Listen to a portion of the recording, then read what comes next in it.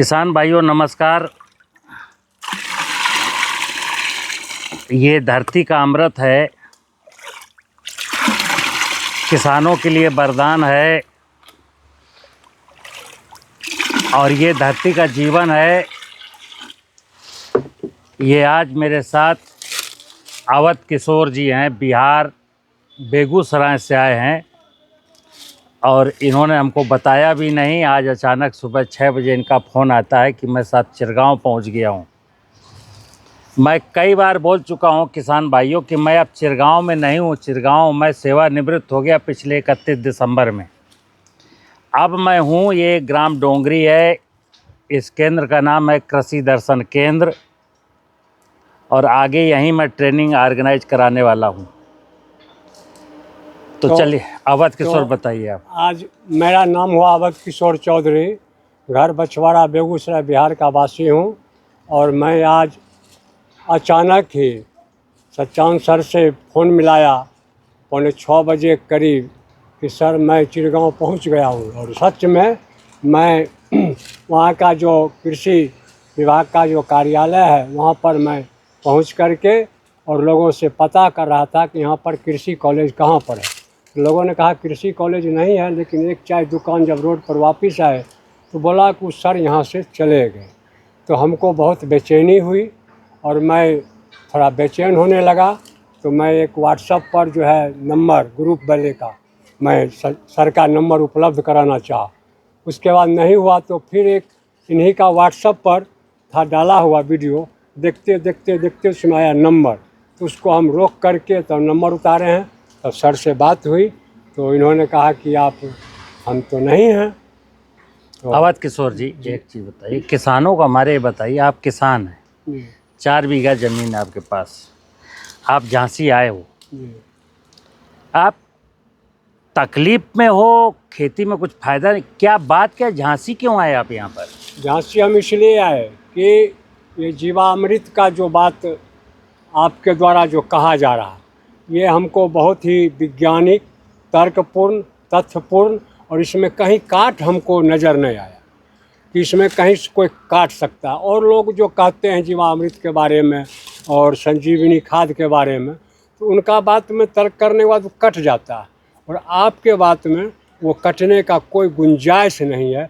और बहुत ही ये प्रकृति के साथ खेती करने का और खेती में आमदनी बढ़ाने का हमको लगा कि एक जो बहुत बढ़िया जरिया है। क्योंकि हमारे यहाँ तो पिछले दिनों जो 20-21 को बारिश हुई, संपूर्ण का संपूर्ण गेहूं और मकई का फसल बिल्कुल ही हम लोगों के यहाँ कहा जाता है चौकी पर ना मन एकदम धरती धर लिया, बिल्कुल ये अवस्था हो गई। इसलिए हम यहाँ आने का यहाँ तक कष्ट किए हैं। किसान भाइयों, हम जैसे आज ये जीवामृत लेने आए हैं और जब किसान बहुत सीखा तो जीवामृत पर अटक गया। जीवामृत जरूरी है आज की तारीख में। और क्यों ज़रूरी है? क्योंकि हमने पीछे कई सालों से अपने खेत में दीमक को, वाइट ग्रब को, निमेटोड, इनके यहाँ निमेटोड्स की समस्या है। निमेटोड्स को, दीमक को, वाइट ग्रब को मारने के लिए इस ज़मीन में मैंने इंसेक्टिसाइड डाले। आप मित्र जानते हैं कि जब ज़मीन में आप दीमक को मारने के लिए, वाइट ग्रब को मारने के लिए कोई केमिकल डालते हो तो बहुत खतरनाक होता है। उसका नाम है कीटनाशी, जीव को हत्या करने वाला, जीव को मार देने वाला। तो ज़मीन में जब दीमक को मारने के लिए कोई पदार्थ डालते हो तो क्या आप समझ रहे हो दीमक ही मरेगी? ज़मीन में रहने वाला हर जीव मरेगा। और जब ज़मीन में रहने वाला हर जीव मर जाएगा तो ज़मीन में जो बायोलॉजिकल प्रॉपर्टीज़ हैं, जो क्रियाएं होती थीं कार्बनिक पदार्थ को पचाने की, कार्बन को खाने की, वो बंद हो जाती। तो क्या होता है कि फिर ज़मीन अपने फंक्शन बंद कर देती है और ज़मीन में जीवांश कार्बन बनना बंद हो जाता है, फसलों का पोषण बनना ही बंद हो जाता है और हानिकारक पैथोजन बढ़ जाते हैं। हानिकारक पैथोजन जो फसलों में भूमि जनित बीमारियां फैलाते हैं वो बने रहते हैं, लेकिन लाभदायक नष्ट हो जाते हैं। कोई हमसे पूछ सकता है कि सचान साहब जब लाभदायक मर गए तो हानिकारक क्यों नहीं मरे? आपका प्रश्न वाजिब है।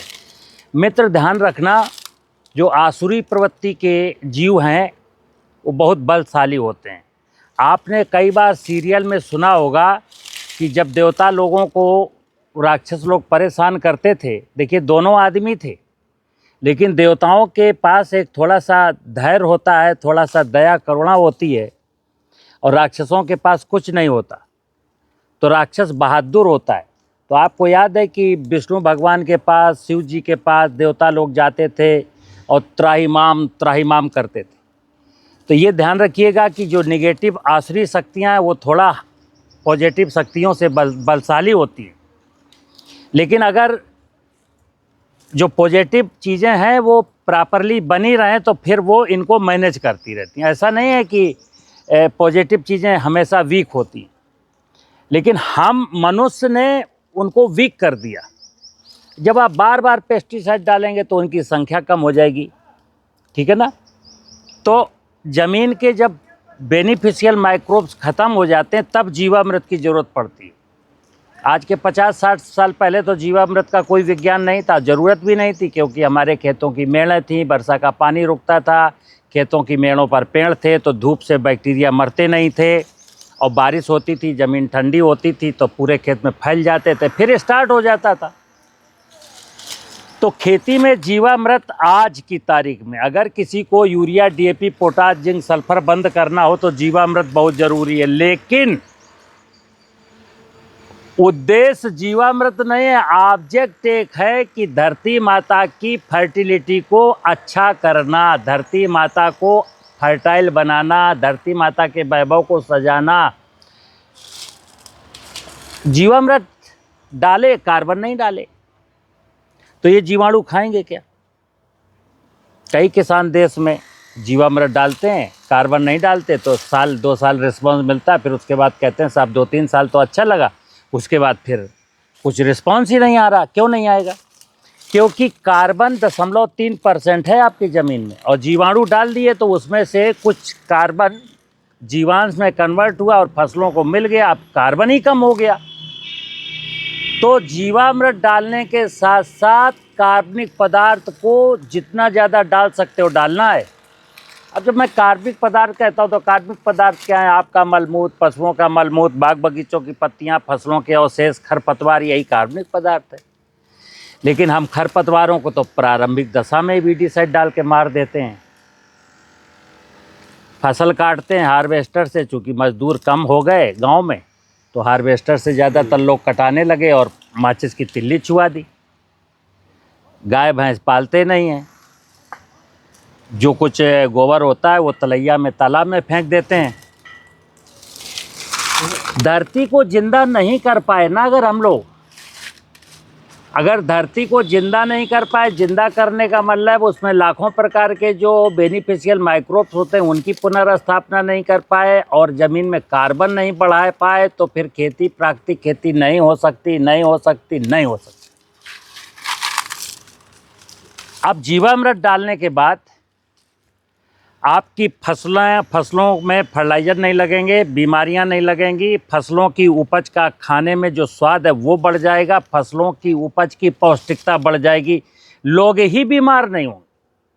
जैसे ज़मीन में जब ह्यूमस बढ़ेगा ना तो फसलें बीमार नहीं होंगी, तो फंजीसाइड बिकने बंद हो जाएंगे। फसलें स्वस्थ होंगी तो इंसान बीमार नहीं होगा, तो मेडिकल साइंस बंद हो जाएगी। फसलें बीमार नहीं हुई, इंसान बीमार नहीं हुआ, तो पशु बीमार नहीं हुआ, तो ये जो पशुओं में बीमारियां वो बंद हो जाएंगी।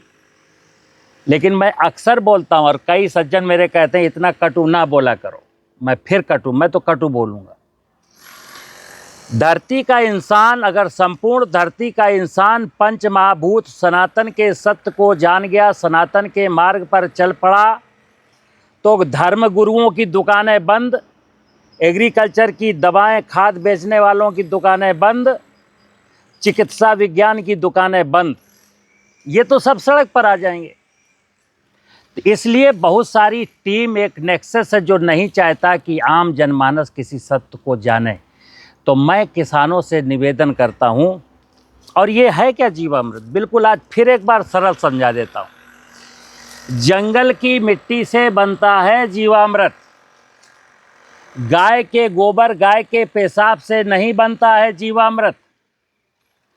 सूक्ष्म जीवाणुओं को शुगर की ज़रूरत होती है, बेसन की ज़रूरत नहीं होती, आटे की ज़रूरत नहीं होती। पुरानी वीडियो में मैंने आटा बताया गरीब लोगों के लिए। आटे की खासियत ये कि जब इस ड्रम में डालेंगे, गुड़ भी डालेंगे, आटा भी डालेंगे, तो 30-35 दिन के बाद जब आटा टूटेगा और नैनो पार्टिकल में कन्वर्ट होगा शुगर के फॉर्म में, तभी सूक्ष्म जीवाणुओं के काम आ पाएगा। कई लोग आज भी पूछते हैं साहब बेसन डाल दिया, बेसन डाल दें क्या? हमने कहा माइक्रोब्स को कोई मसल्स बनानी है, कुश्ती लड़ना है क्या किसी से? तो गुड़ डालिए या चीनी डालिए। 10 किलो जंगल की मिट्टी, 200 लीटर पानी, 28 किलो गुड़ या 28 किलो चीनी, 35, 30, 45 दिन में बन जाएगा। हम कभी 30 बोल देते हैं, कभी 45। फिर सुनना, हमें नहीं मालूम कि आपकी जंगल की जो मिट्टी लाए उसमें बैक्टीरिया की क्वांटिटी कितनी है, इसलिए मैं कहता हूँ 30 दिन, 35 दिन, 40 दिन, 45 दिन लग सकते हैं। अब जैसे ये सज्जन आए हैं तो ये हमसे 5 लीटर ले जाएंगे। अब इनको मिट्टी नहीं खोजनी, ये हमारा वाला जीवामृत ले जाएंगे, अपने ड्रम में डालेंगे, 200 लीटर पानी भरेंगे और 28 किलो चीनी या 28 किलो गुड़ डाल देंगे। डेली इस प्रकार के पंजे से ऐसे ऐसे मत देंगे। ये पंजा ऐसा होता है, ऐसा इस प्रकार से ऐसे ऐसे चला देंगे। चलाना इसलिए क्योंकि इस माइक्रोब्स को पानी की ऑक्सीजन चाहिए, और जब नहीं हिलाएंगे तो पानी में ऑक्सीजन की कमी हो जाएगी, तो इनकी ग्रोथ रुक जाएगी, कमज़ोर पड़ जाएगी। जब ये बन जाएगा तो केवल 20 लीटर 1 एकड़ में डालना है। जो पहले वाला जीवामृत गोबर गौमूत्र वाला बना रहे हैं उसमें मालूम है क्या बताया जाता है? 10 लीटर पेशाब, 10 किलो गोबर, 1 किलो बेसन, 1 किलो गुड़, 72 घंटे में बन गए। यानी जादू है। एक बैक्टीरिया की लाइफ 12 घंटा एवरेज होती है, किसी की 6, किसी की 20, तो 12 घंटे का एवरेज मान लें तो 12 घंटे के बाद ही 2 होंगे ना, फिर 12 घंटे के बाद 4 होंगे, फिर पीछे से कुछ मर जाएंगे क्योंकि उनकी लाइफ ही 12 घंटे है। तो 72 घंटे में क्या हुआ? इस ड्रम में 10 की पावर 9 माइक्रोब्स नहीं हुए। तो ये जब सैचुरेट हो जाए तो सैचुरेशन का समय आएगा 30, 35, 40 दिन। जब ये बन जाएगा तो कुछ किसान पूछते हैं साहब इसको कितने दिन पर और रख सकते हैं? इसको रख नहीं सकते। बनने के बाद इसको 10 दिन, 5 दिन, 6 दिन, 12 दिन, 15 दिन में इसको यूज कर लेना है, और सब का सब यूज कर लो, केवल 5 लीटर बचा लो, फिर पानी भर दो अगली फसल के लिए। अब जैसे जल्दी बनाना है तो मैंने कहा 200 लीटर पानी भर के 28 किलो चीनी डाल दो, लेकिन जैसे किसी किसान को 3 महीने बाद फसल आएगी तो 28 किलो चीनी नहीं डालेगा एक साथ ना। तब क्या करेगा? 10 किलो अभी डालेगा, 10 किलो अगले महीने डालेगा, फिर 8 किलो अगले महीने डालेगा। तब क्योंकि ज़्यादा भोजन होगा तो तेज़ी के साथ मल्टीप्लिकेशन होगा। तो ये देखना होता है कि हमारे पास एरिया, अब जैसे 200 लीटर मैंने बताया कि 5 लीटर ले जाइए, 200 लीटर पानी भर लीजिए, तो मैं कहता हूँ कि ये तय करिए ज़मीनियाँ कितनी है। अब इनके पास तो 2.5 एकड़ ज़मीन है, तो ये 200 लीटर क्यों बनाएंगे? ये बनाएंगे सिर्फ 50 लीटर, ठीक है ना। और 50 लीटर के लिए 28 किलो चीनी गुड़ नहीं चाहिए, इनको चीनी या गुड़ चाहिए केवल 7 किलो। अब जब 5 लीटर ले जा रहे थे, 200 लीटर बनाना था तो 35 दिन में बन रहा था। अब ये 5 लीटर ले जाएंगे, सिर्फ 50 लीटर बनाएंगे, तो इनका 10-12 दिन में बन जाएगा। इस चीज़ का ध्यान रखना, क्योंकि जामन ज़्यादा है, दूध कम है। जैसे 1 चम्मच जामन आप 250 ग्राम गुनगुने दूध में लगाएंगे शाम को 5 बजे, तो 10 ही बजे दूध दही जम जाएगा, ठीक है ना। वही भाई दही में भी बैक्टीरिया है, जो साइंस वहाँ काम कर रही है वही साइंस यहाँ काम कर रही है। तो ये मित्र बारीक काम है, थोड़ा समझना। हमारी जब रेगुलर वीडियो देखोगे ना तो समझ में आएगा। हमारे ग्रुपों में करीब 9,000 किसान हैं, और उनमें से कोई वीडियो रेगुलर नहीं देखता, और बस साहब मुझे संजीवनी बनानी है, साहब जीवामृत कैसे बनता है, तो मेरा बीपी बढ़ जाता है। मैं रोज़ाना 6 बजे उठ करके एक वीडियो डाल देता हूँ कि शायद आप देखें, लेकिन आप लोग नहीं देखते। सीधे सचान साहब को फ़ोन गुलाब, साहब जीवामृत कहाँ मिलेगा? बिहार में कहीं आया है क्या? 3 साल से जुड़े हैं, आज वो जागे हैं। मैं मित्र कहता हूँ जाग जाइए जल्दी, और अगर आज नहीं जागे तो 5 साल बाद आप जाग भी नहीं पाओगे। हालात इतने बदतर हो जाएंगे, जागने का समय नहीं रहेगा, अब मरने का ही समय है। ठीक है ना? तो जीवामृत, हाँ बताओ क्या पूछा? तो हम सबसे पहले ये जानना चाहते हैं आपसे हाँ कि जीवामृत से हम क्या बीजों का भी उपचार या पौधा का उपचार कर सकते हैं? सुनिए, देश के किसानों को 3 चीज़ें बताई जाती हैं, बीजामृत, जीवामृत, गंज, एक ही चीज़ है। अब जैसे बीजों का उपचार करना है, मान लो आपको 40 किलो गेहूं का उपचार करना है बीजामृत से, यही बीजामृत है। तो करेंगे क्या कि इस जीवामृत का 1 हिस्सा और 9 हिस्सा पानी, जैसे 40 किलो गेहूं को पानी में डुबोना है, मैं मालूम 15 लीटर पानी में अगर मैं गेहूं डालूंगा तो सब डूब जाएगा। तो 1.5 लीटर जीवामृत और 13.5 लीटर पानी, इस प्योर जीवामृत में उपचारित मत करना। 9 हिस्सा पानी, 1 हिस्सा जीवामृत डाला और गेहूं को, चने को, मटर को, भिंडी को, चाहे जो फसल उसको मो दिया और 3 घंटे के लिए छाया में ढक के रख दिया और फिर बुआई कर दी। पूरा जीवामृत मत लेना। तो जब 9 हिस्सा जीवामृत, 1 हिस्सा तो पानी, ये बन गया बीजामृत।